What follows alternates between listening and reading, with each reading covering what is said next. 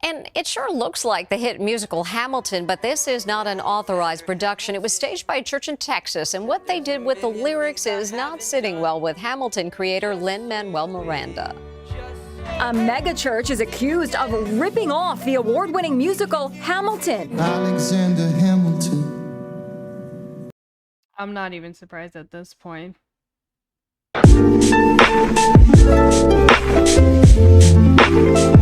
Hello everyone, it's Anna Eldis. I'm back with another video. This time we're talking about a fun little story that have happened. Well, it started a few weeks ago at the time that I'm recording this, and it's a wild story, that's for sure, and more all the reasons why it is getting harder every day to just say you're a Christian, because then you get associated with these people. So if you haven't heard, which I won't be surprised because the story didn't blow up as much as I thought it would be. Like, not a lot of people have been talking about this, which is surprising, especially the musical that they used, because it's a very popular one. I'm surprised more people haven't been talking about it. But that's why I'm going to talk about it, because it's just something. So a few weeks ago, a mega church in Texas called the Door McAllen Church did a unauthorized production based on one of the most popular musical in American history, Hamilton, which is based off the actual real life person of Alexander Hamilton. And this church had put on this show illegally, basically. It was an illegal production because they had no permission. But not only did this church put on an illegal production of the Broadway musical, but they also changed things in the original script. They added Christian lines that weren't included in the original script, but also changed lines within the songs themselves. And I believe they even added a scene. Now, the actual musical itself has been deleted off the site or privatized because, yes, they actually live streamed this thing.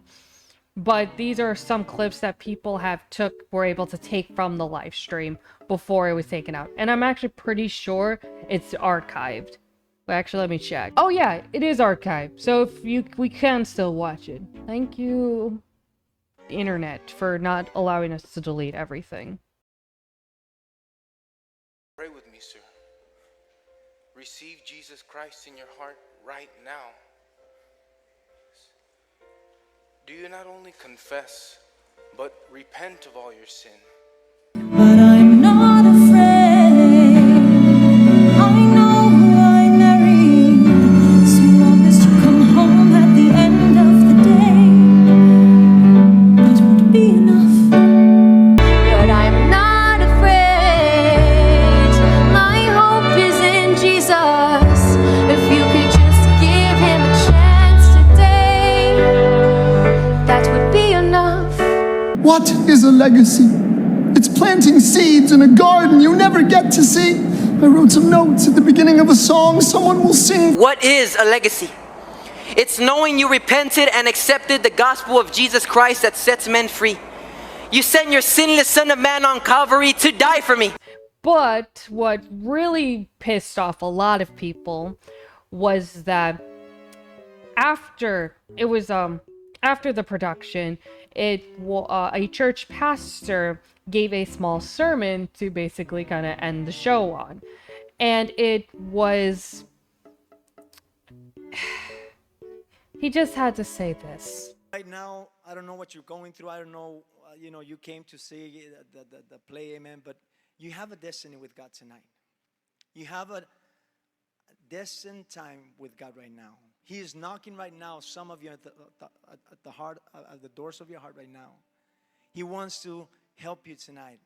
He knows exactly what you've gone through. You've gone through maybe broken marriages. Maybe you struggle with alcohol, with drugs, homosexuality. Maybe you struggle with other things in life. Amen. Your finances, whatever, relationships. God can help you tonight.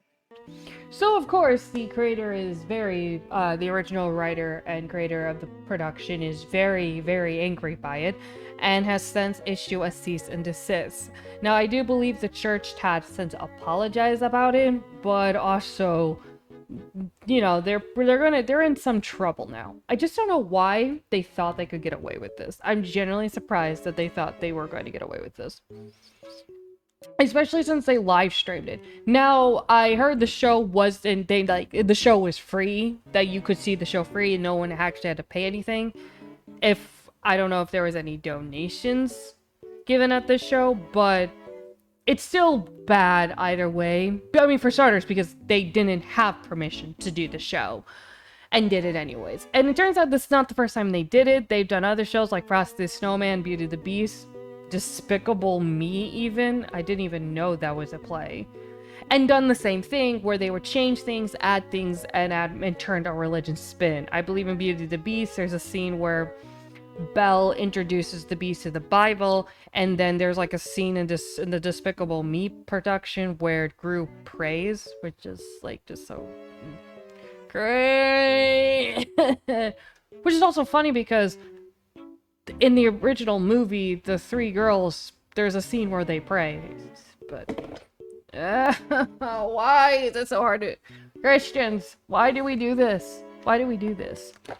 And I think the most surprising part about all of this is that there are people defending it. They believe that if they can make a case that this could be under the parody law, so because they changed it, and so they shouldn't be like charged or get in trouble or anything.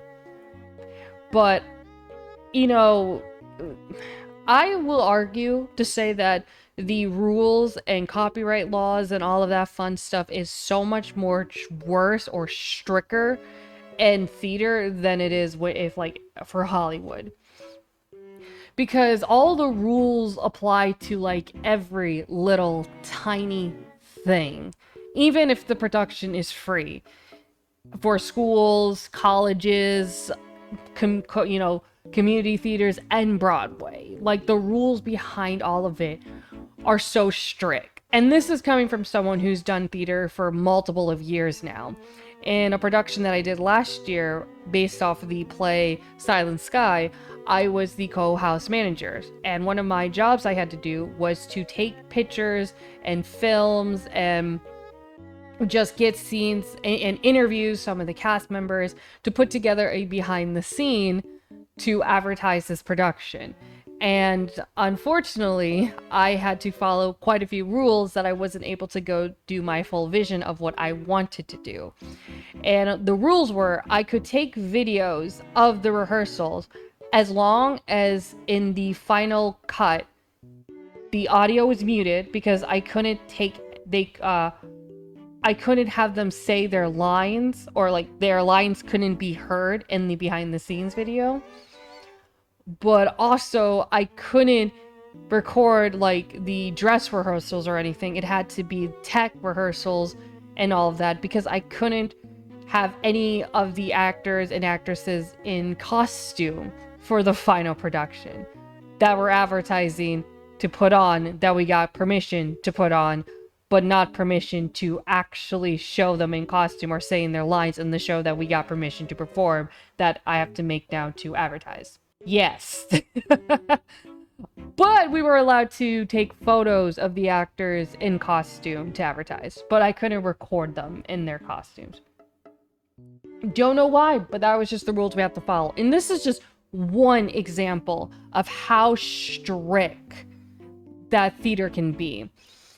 So even in the sense like it's a parody, which even that's so far stretched, because most of the play was like, I heard it was like original, just added some changes, but not enough to be a parody, because they still followed the script, but didn't, because, with a parody, it is exaggerated, and maybe the plot, the world, and the characters are the same, but the dialogue and the events are much different most of the time. And in this case, it wasn't. They just added some things and changed some things, but not enough things for it to be a parody. But also, they did this, they didn't have permission to do the show anyway, so that is enough for them to get in trouble right off the bat. Like, so, But I also think that the fact that they changed it in a way to put this Christian narrative and then have that anti-LGBT quote in there, I think it just strongs the point of, like, what, like, everything that was wrong with this, because from what I've read, the founding fathers were all, like,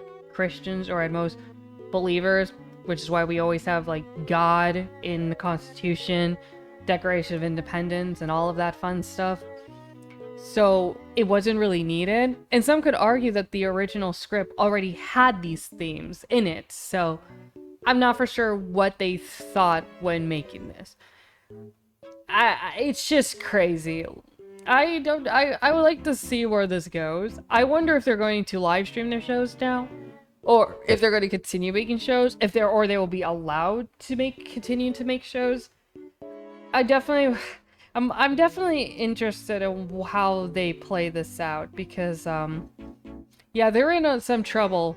They're definitely in some trouble because the creator is going after them now. So, I mean, I don't know what they thought was gonna happen, but yeah, that's. I think as a Christian, I'm just really irritated and annoyed that this shit really keeps on happening. As a Christian, I think we deserve better content, more original content, something that should represent what a Christian should be, and stop like this cringe LGBT hate. It's just like, I just wish we were better. I wish we could be better. And I think as a Christian myself, my message to other Christians is to speak up against bad Christians, or Christians like these. It's about time we stop complaining and we stop, we try to avoid it, and confront it and let Christians know that we have to do something about it. Because it's only going to get worse for us Christians if we allow those Christians to keep speaking for us and keep being our representation for everyone else.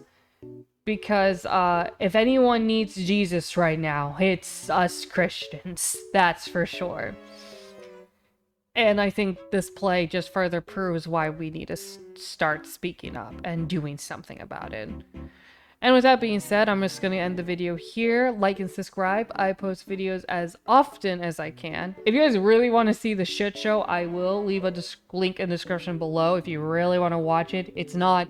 I've seen some of it. It's not good, which is why I don't want to finish it.